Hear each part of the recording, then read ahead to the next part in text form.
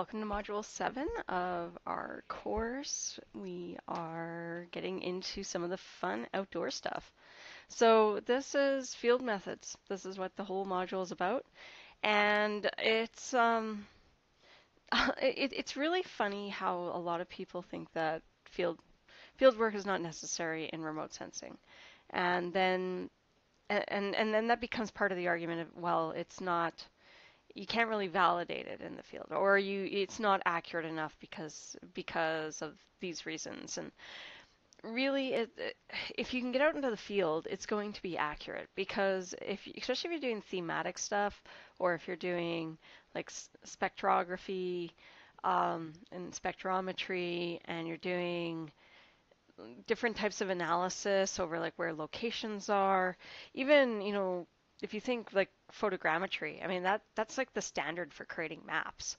They don't go out and do land surveying with with a map, right? Um, so the big thing with field methods is that like it's really quite required. You need to have somebody out there. Now this could even be that you're going out to do a survey for control for your imaging, and that's okay too. So I'm going to be talking about a lot about the fieldwork stuff in this module, and just kind of why we do it, how you can do it. A lot of my focus of this is more on the thematic side rather than like going out and surveying. If you need a survey and ground control points, definitely you are taking a class on control surveys, so you can go to that class and look for the information there. This is more thematic about what do we do with field methods when we do work in remote sensing. So my first objective is like defining the objectives for completing a fieldwork method. So fieldwork has a few requirements, and we need to do fieldwork all the time. So many people don't think that we need to do it, and we really do. The reason being is that there's just so many applications. So even though I might be using the same satellite as somebody else, I still need to go out in the field and check it out for my particular application if you can.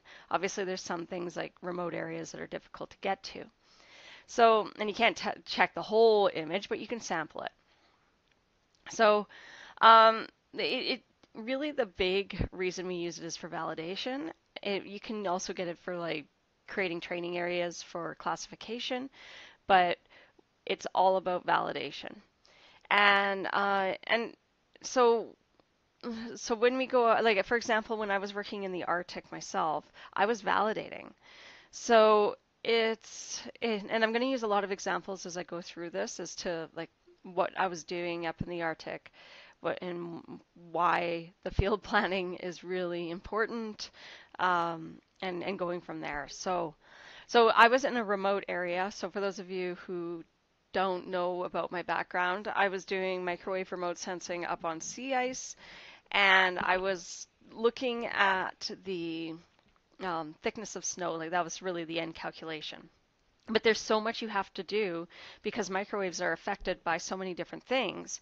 So the goal was we go up there, found a location on the ice that we were going to work on, and we were staying at a lodge close by. So we'd skidoo out 23 kilometers every day, and we would do a whole bunch of measurements in that area with like both terrestrial microwaves and just like basic things like chains, trying to look at the roughness, digging holes and trying to figure out, what are the different layers of the snow, what are the crystal sizes, what's the salt content because it's sea ice, all of that. So there was a lot of stuff, and we were out there for 4 weeks.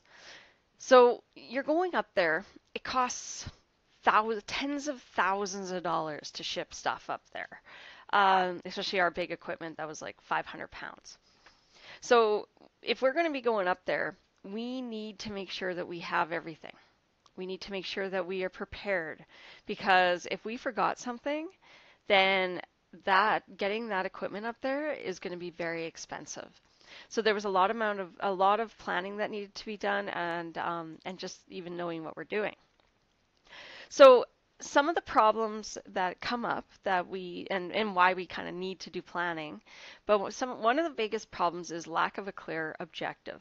So things you need to know is like the location, the size of the area, the scale of your final product, the proposed accuracy of the map or whatever the project is, the purpose and end user of the final product, the anticipated legend, the types of images and data that you actually have, and what field method you plan on employing. So so we went up there in the Arctic and we had a science plan. So this is like basically a proposal of what we're going to do while we're up there. We get up there and the more experienced guy who was there, he says, well, no, we just write that to keep the government happy and we're going to do something different. And I was kind of upset about that because I'm like, well, this is like data for me, for my research, and what's in that science plan is exactly what I need. So we need to do it this way. And and so it ended up becoming a bit of a fight because he wanted to do something different, even though he wasn't going to be using the data, and I was the one using the data, and I wanted to continue on with the science plan. Well, we ended up finally just, making some like, okay, you can do this part on this day. We'll take a break from my stuff on like one day, but then we'll go back because there were other people in the group. There was 6 of us up there, and 3 of us were PhD students, or actually 4 of us were PhD students, and 3 of us wanted to do what I was doing, and then this other guy who was kind of the lead guy wanted to do something else. So that objective became very frustrating to work in a team because the team dynamic was really kind of shut down at that point because now we have people competing for what what their final product is supposed to be. So this objective is really important. Another thing is a lack of a sampling plan. So we're going to be talking about sampling. But when you get there, when we get to that point, really the whole point of figuring out your sampling plan is so that you actually represent what is on the land surface. So there needs to be enough samples to capture all the variation. That means that if you are in a very heterogeneous area, you need to sample a lot more than something that's very homogeneous. So if you find that a feature is kind of randomly placed around, then you need to be random. So I want to use an example of like the little clusters of trees out here in the foothills. So those trees appear to be randomly placed at a small scale, or not small scale, but like a zoomed in location, so that in a small area. They're kind of randomly placed. Some are really close together, some are really far apart. If I'm using a satellite that has a 30-meter resolution, am I going to consider that to be like my accuracy that I'm looking for my sample? Probably not. I'm actually looking for the clusters of trees. And the clusters aren't necessarily random because they are based on slopes of hills, they are based on like valleys and water accessibility, and on and on and on. So there's lots of things that those clusters of trees come with. So then I'm looking at a different kind of sampling because it's not random. It is actually clustered. So you have to know what you are going out to sample. That's why in remote sensing, if you go into forestry, you become a forestry expert. If you go into agriculture, you become an agriculture expert because all of these kinds of things are things that you really need to know what you're talking about.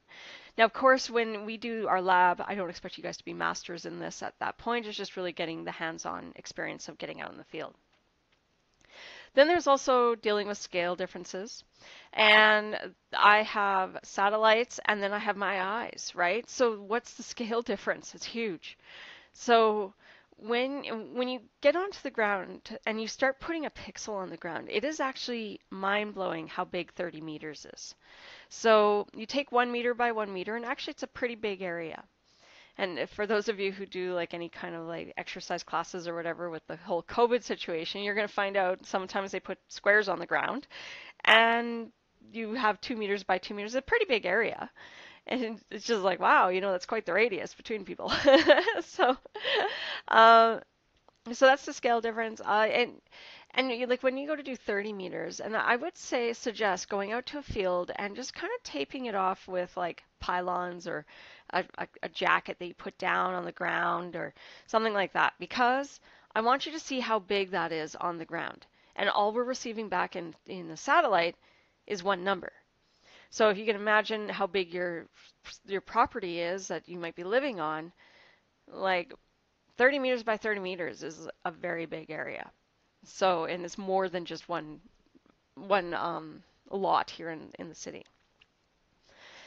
So, scale differences. I guess that's really what I have to say about that. Like, when you are working in your field work, you have to remember that I'm not sampling leaves unless that is what I'm after. And I'm going to be doing calculations with that. I'm more concerned about what are the bigger picture things, even though I'm stuck on the ground. So that's a really important thing. Another problem is errors in location. So georeferencing helps reduce the errors. It doesn't totally eliminate them. We also need to have an estimation of locations in the pixels and exactly where we're going. So once you've georeferenced and you're like, I'm going to go out and check these areas to make sure my results are correct, you might need to say, okay, I can't cover like 10 pixels by 10 pixels because that is a huge area on the ground when you have a 30 meter pixel. So you may have to change that sample size a little bit, make it a little bit smaller, know that you're going to be working only with a smaller area, and maybe you need to spread out your samples a little bit more rather than keeping them too close together. So that's another thing that happens. And really your errors, if you are going to have big errors, they're going to be highest in your spatial frequency areas. So especially if you have like in the city, because like you think you're at one address and it's really like there's a shift in the image and you're in the wrong spot, sampling the wrong area. There's so many problems in planning that you have to keep in mind. So inappropriate observations and measurements. You need to know what you're measuring. You need to know how you're going to measure it. You need to know what level of detail you're measuring. So like I say here, biophysical variables versus spectral responses, those have impact on your observations and measurements. So when I was up in the Arctic I had 3 scatterometers, which are like terrestrial microwave remote sensing things, and they kind of look like space age things. They're like from Star Wars or something, and they're really exciting to work with. And they just scan back and forth, and all they do is just measure the ice, or not the ice, but the snow on the ice, and they scan back and forth, back and forth, back and forth all day, every day. I'm measuring how the energy comes back to my sensor in that. And I had different places that I was measuring because it had different thicknesses. So we had like thin snow and thick snow and medium snow. And so that is my spectral responses. But the biophysical variables is what is actually impacting that spectral response. And so I was having to go and dig holes, but I couldn't actually dig in my area, right? Because now I'm doing destructive testing, and I didn't want to destruct my area because I have to keep scanning it, and if I change it, then now my answers are incorrect. So those are the kinds of things you have to think about when you're out in the field. If I'm coring a tree, great, that's fantastic, because now you're going to find out the age of the tree and a bunch of other information about it. But if you have to core it, what other things is that sensor seeing? Because if you're getting leaf on condition, they're not really going to see a whole lot of like the actual trunk. So how much of the trunk and bark do you have to measure, right? And then, again, it's really that knowledge of like, what am I doing while I'm out there, and really having a good, firm focus on what you're doing. Then we have inadequate reference materials. Get out the data that you can to avoid this problem. So generalizations are an issue. Do you need in situ data, which means like, are you collecting weather information while you are in that location? What happens if your satellite image and your fieldwork dates are very different? That can affect what you're doing in the field, right? So if you're doing agriculture, your fieldwork has to be relatively fast and like on the ball, because they could spray They could put some fertilizer down. They could be like spraying for pests, anyways, and putting fertilizer down. They could end up with weeds popping up. They could end up with cutting it down. They could end up with hail damage. Like there are things that can change in agriculture overnight. So making sure that you have the right dates between when you're going out and when that image is done, that is really important. So moving into 7.2, so that's all the like planning issues, so the things to kind of watch for. We're going to talk about field sampling. And so the sampling method that I'm going to start with is, these are like really how you go out and sample. So where am I going to pick up my points? So this simple random pattern is my first one, and this is I'm randomly sampling a pixel. Now you can see here that I have this like grid that's all set up here. So I have a 3x3 grid. That means that I have 3 pixels by 3 pixels. So if I have a 10-meter pixel, it's going to be 30 meters by 30 meters. If I have a 30-meter pixel, it's 90 meters by 90 meters and all the way around. Okay. So all of these points are, I'm sampling the pixel, but I'm also sampling a variety of pixels in that area. Why do we do that? Because of the location issue. Even if you have a perfect result with your georeferencing, you still have the errors of such as something like a handheld GPS. We know that a single frequency handheld GPS is out by 15 meters. So if you're standing here, are you actually in this one, or are you actually in this one or this one, right? So because the handheld GPS system, it does not maintain the accuracy that we need it to. It might say, yeah, you're 2 meters accurate, but really is it? You guys have done GPS already. You have seen what handhelds, or you may have experience with some handhelds versus this. So that's why we have to do 3x3, because if you're standing in the middle here, it could possibly be in any of these pixels. So that is that's the grid that you would always place out, and you would always mark it out. So you would have stakes, pound them in the ground, and then measure it all out in a big square. Then you're going to have a buffer, and that buffer is going to be 1/3 of a pixel. So if this is 30 meters here, this is going to be 10 meters. So my work area for Landsat is 100 meter, actually, because that would be 100 there. So it's 110 by 110 meters. It's a big area to sample Landsat data. And the reason we have that buffer zone is because when we go to work on it, we don't want construction guys coming through. We don't need, vehicle access to it, because that can change things. So we really want to, it's like for safety, it's for a lot of other reasons. But your main sampling area is within that grid. We always start, in this case, because we're in the field, we don't use image coordinates for this. So you start 0, 0 at the bottom. This is my suggestion. Don't set 0 for every single pixel, because it gets really confusing really fast.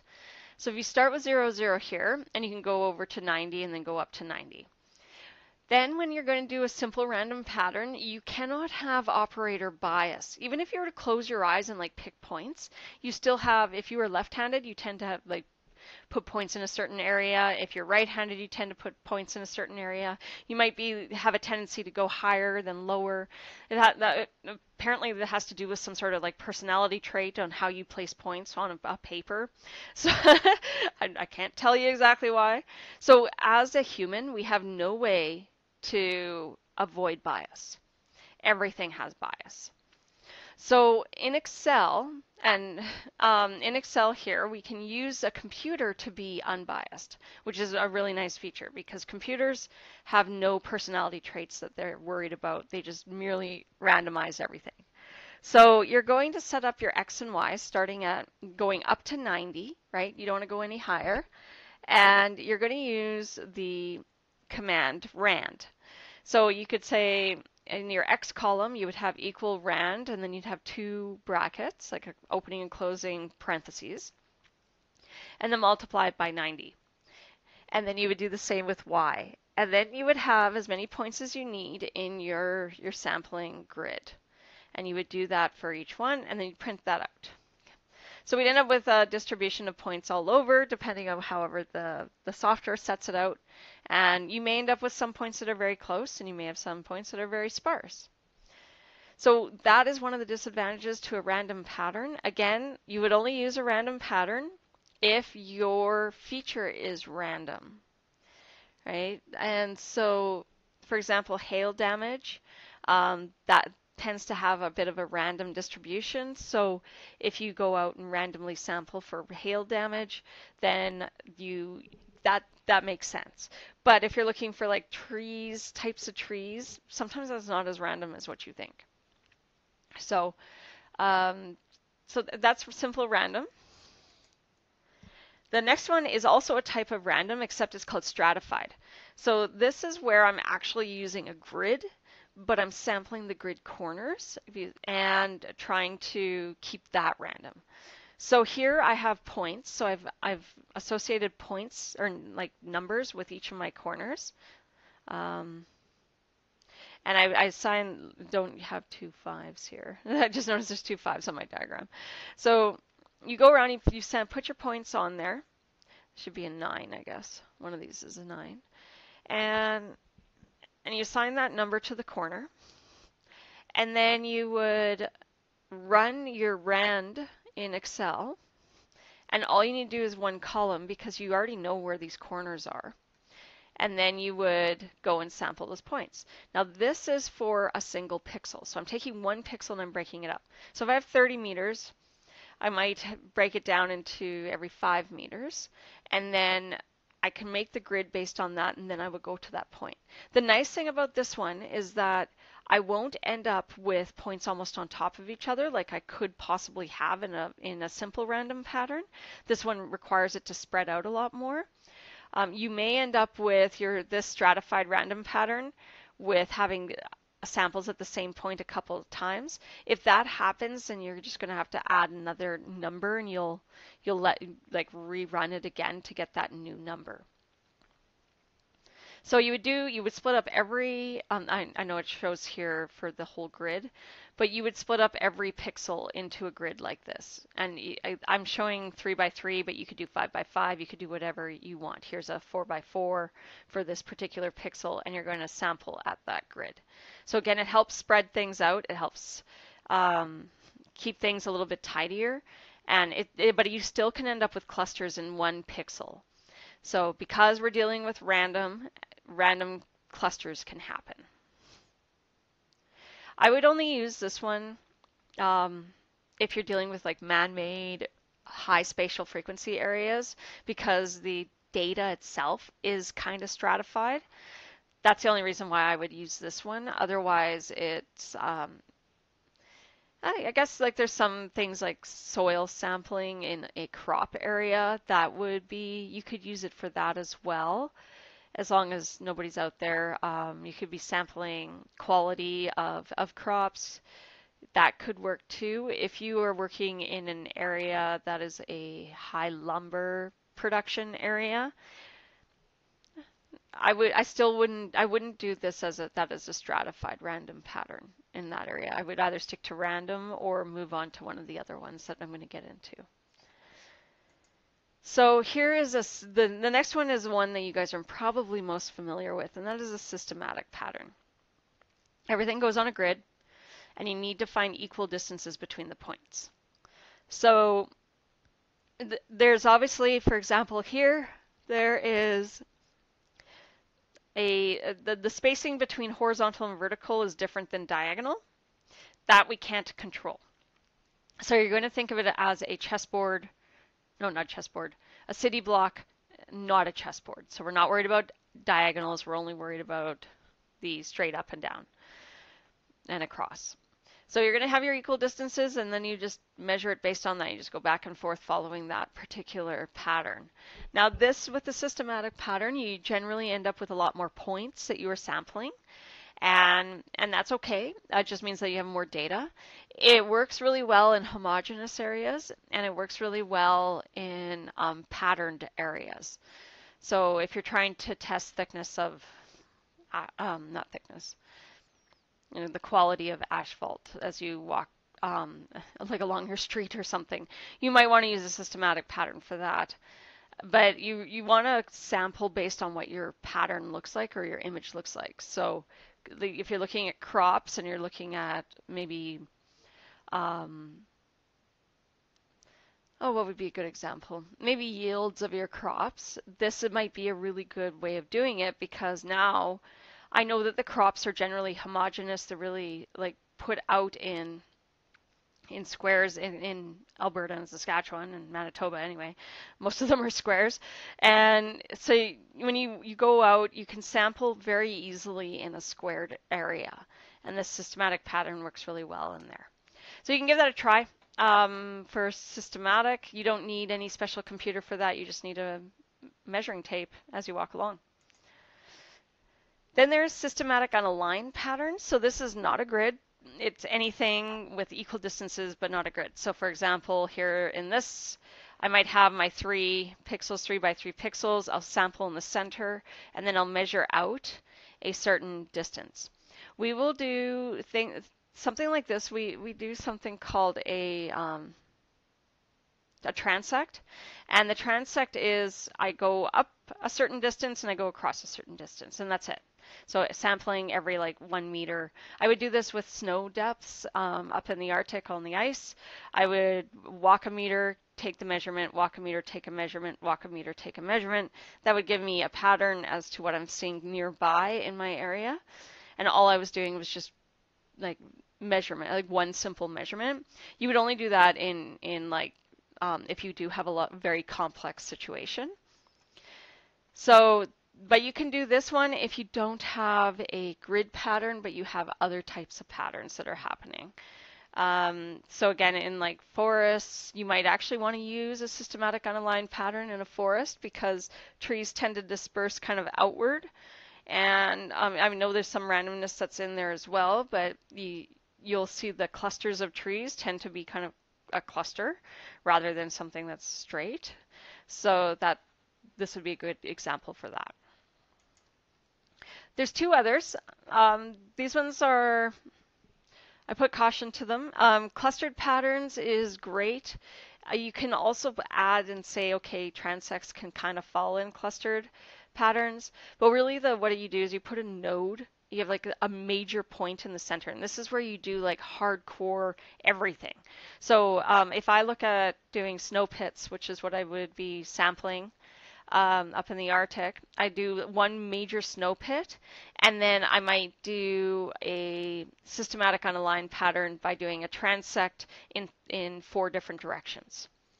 And that would be considered a clustered pattern. So you would do a pattern for like extra data, but you would have like a major point with like lots of information where you're bringing samples back to the lab.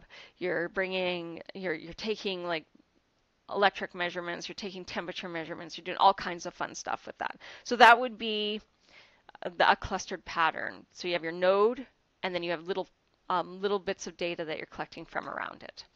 And you can use you could have like one major node, and then you can have a square off to the side, and that you're doing systematic, or you can have your node and then you have random sampling all the way around it. Just whatever you kind of want with this one, and it kind of leaves the door open. But if you're going to do a clustered pattern, you need to have like a really important and hardcore node in order to work forward with that.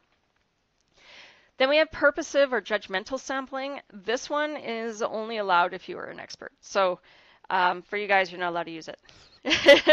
So unless you can prove to me that you know more about remote sensing than me. So anyways, so and that's fine. If you do, then that's awesome. I think it's great. I really want to learn from you because I think it's important that we learn from each other.